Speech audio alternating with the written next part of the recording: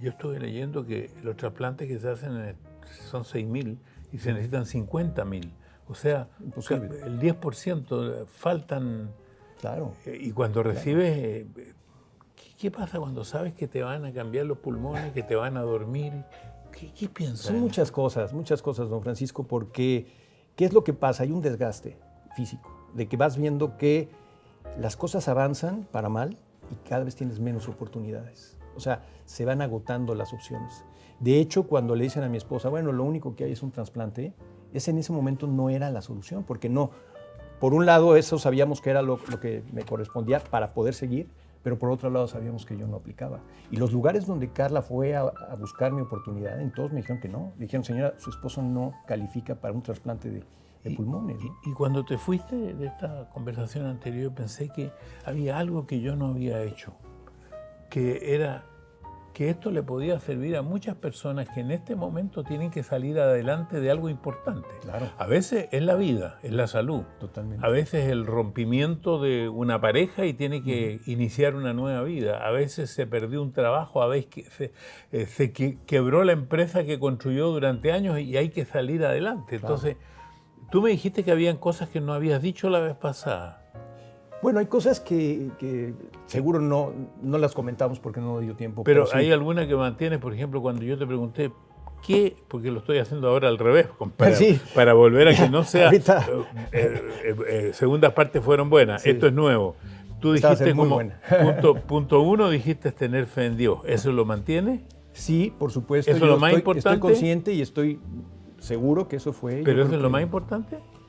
Para mí en lo personal, don Francisco, sí, porque en ese momento cuando yo pasé por esta situación, yo estaba solo. Sí. La situación en la que tú entras a un proceso de estos... Sí, porque ahí no puede entrar no ni tu familia, no nadie. Puedes. Te quitan el teléfono para no tener sobresaltos, emociones. Tú tienes que estar en un nivel siempre muy controlado, ¿no? Ya. Entonces el no poder tener comunicación con ellos, no poder verlos, no poder tocarlos, es muy difícil. ¿Durante meses? En soledad, totalmente, durante todo el tiempo.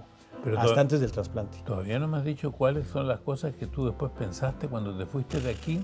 No, muchas. Una de ellas. No hablamos de detalles como el tiempo que tú estás, que yo estoy consciente al principio, que yo me acuerdo esas noches largas, porque estoy solo y no puedo dormir, que veo mi vida como en una película. ¿Lloraste alguna vez?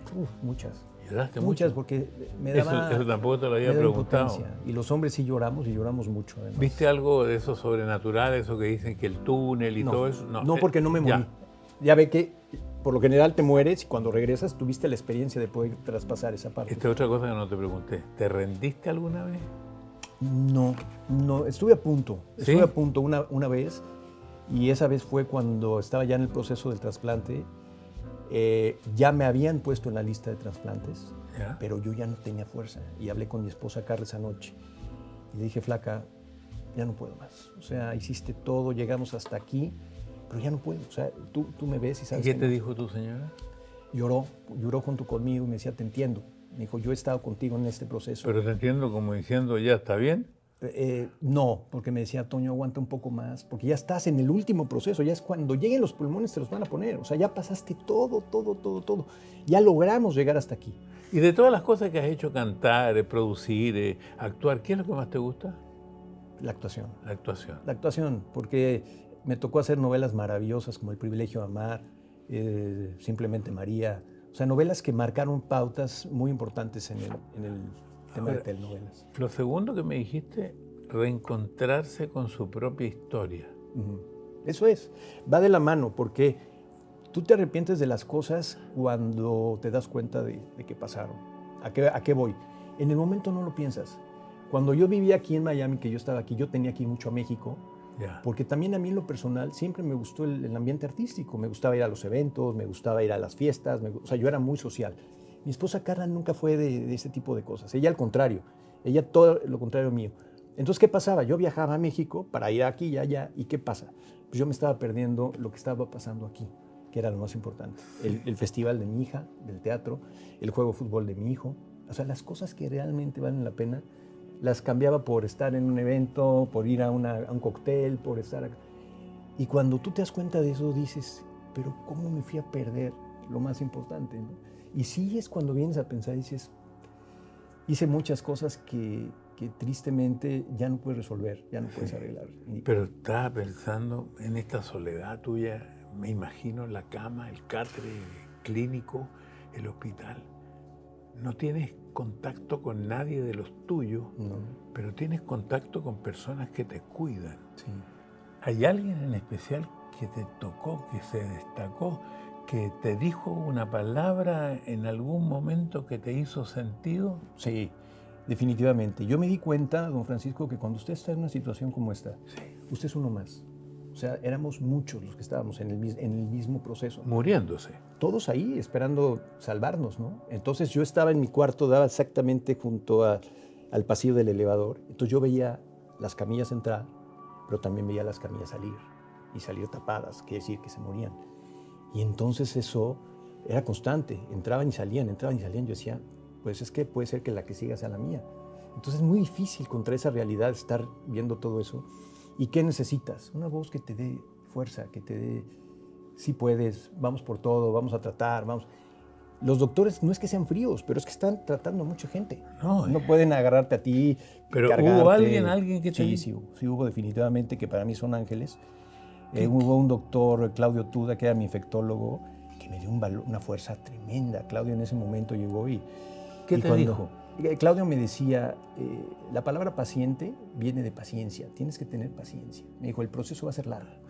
Porque mi señora tuvo un problema, estoy ordenando con lo que tú dices, y tuvo muchos días en cama y no se levantaba.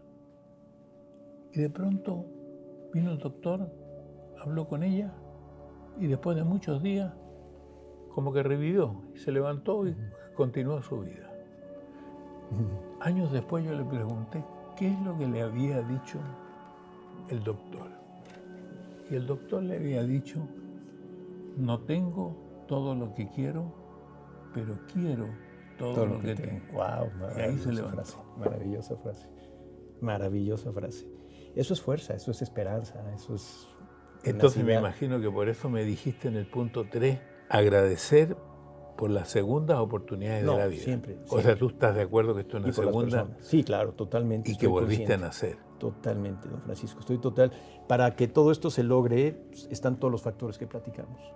Mi fe, que es la que yo siento que me salvó, porque yo siempre me aferré a Dios desde que entré. ¿Sí? Mi familia, eso es muy importante. La familia era esa fuerza que aunque no está presente, la sientes. O sea, sientes esa energía que tiene la familia, aunque esté lejos.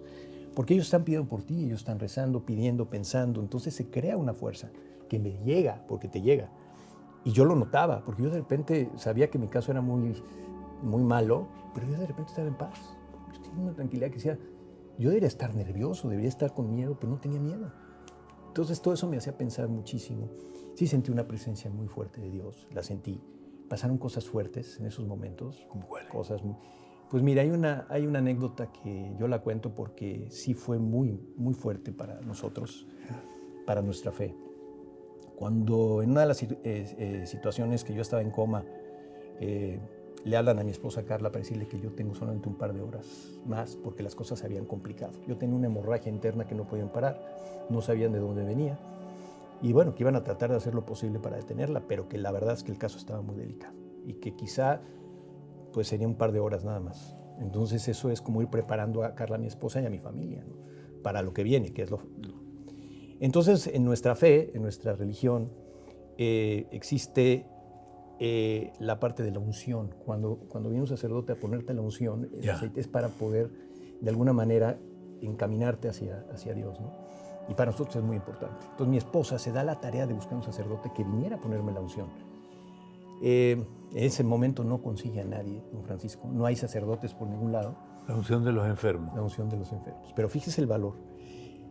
No lo encuentra, pobre, se desilusiona mucho. Como a las 4 o 5 horas suena el teléfono de mi esposa y dice no caller ID, no había número. Hablaba un número desconocido. Oye, la vez pasada cuando viniste no tenías la camisa abierta y veo que tú tienes una cosa que yo veía solo en el colegio. No lo he visto más y lo he visto en ti. Tú tienes un escapulario. Sí, me acompaña siempre. Mire, mi rosario, que nunca se separa de mí, y mi escapulario. Hacía mucho Y ya tiempo. está viejito, pero bueno, pues... Mucho no se tiempo trata. que no veía un escapulario. Bueno, sigue lo que estabas Entonces, contando. tiene Eso que ver está con esto, muy interesante. Tiene que ver con esto. Entonces recibe mi esposa... Recibe la unción de los No, enfermos. recibe la llamada ¿Ya? de un teléfono que no viene el número. Dice no caller ID. Y entonces lo contesta. Y dice, señora, habla el padre Roberto. Me dicen de la arquidiócesis de Miami que usted necesita un sacerdote que vaya a ver a su esposo. ¿En dónde está? Entonces mi esposa en ese momento le dice, bueno, mi esposo está en terapia intensiva en el hospital Mont Sinaí, le da todos los detalles. Y al final el padre le dice, ese lugar me lo tengo bien conocido. Entonces mi esposa, esa frase le llamó la atención, ¿no? En lugar de decir, ya sé dónde es, yo voy para allá, fue una frase que se le quedó. Total. En ese momento cuelga a mi esposa y llama al hospital para que dejen entrar al padre, porque acuérdese que en esa época Sí, no, estaba todo hermético. y miles de mascarillas. Y preparar y tal, pero a la hora que llama le dice a la enfermera, que era la que le cuidaba y conocía muy bien a Carla, dice, Carla, ahorita no puede entrar el padre, porque el hospital ya está cerrado. Que venga mañana en la mañana, porque ahorita es imposible abrir, no puede entrar. Oye, pero es que mira, es un caso especial. No, pues no hay manera. Okay. Pues se queda muy triste, porque no sabe cómo avisarle al padre, no hay un teléfono, ¿no? Total, pasan unas horas más, vuelve a sonar el teléfono. Y es otra vez el padre Roberto. Y dice el padre Roberto, señora, le hablo para decirle que ya estuve con su esposo. Ya le puse la unción, su esposo está en tal cama, y le empieza a decir todo lo que hay en mi cama y para que ella viera que él sí estuvo conmigo, ¿no? O sea, a Carla le da mucha tranquilidad, porque dice, oye, se logró por lo menos esa parte final, ¿no? Al día siguiente, el doctor le habla por teléfono a Carla y le dice, señora, le hablo para decirle que su esposo no solo pasó la noche, está mejorando. Pero no sabemos por qué, porque la verdad es que nosotros lo dejamos hasta donde llegamos, ¿no? Entonces yo la mantengo informada. Entonces en eso, pues Carla habla con la enfermera para darle las gracias de que dejó entrar al sacerdote. Y cuando le dice a la enfermera y le da las gracias, le dice, Carla, ayer no entró nadie aquí al hospital, no vino nadie. Y dice, pero si el sacerdote me dijo que estuvo con Toño y que le puse la unción. Carla, yo estuve de guardia y no vino nadie. Es imposible que venga nadie. Entonces Carla le entró esa como, ¿qué pasó?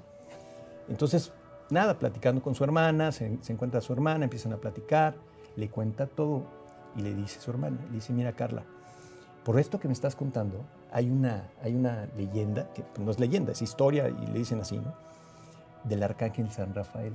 El arcángel San Rafael es el de los enfermos. Y le dice a Carla, mira, cuando el arcángel San Rafael va a visitar a un enfermo, nadie lo ve. Pasa desapercibido, pasa de enfermero o pasa de doctor, pero nadie se da cuenta y va a donde tiene que ir. Entonces eso a Carla pues, le llama la atención. Y le dice a su hermana, y además él tiene una frase muy peculiar. Él dice, ese lugar me lo tengo bien conocido.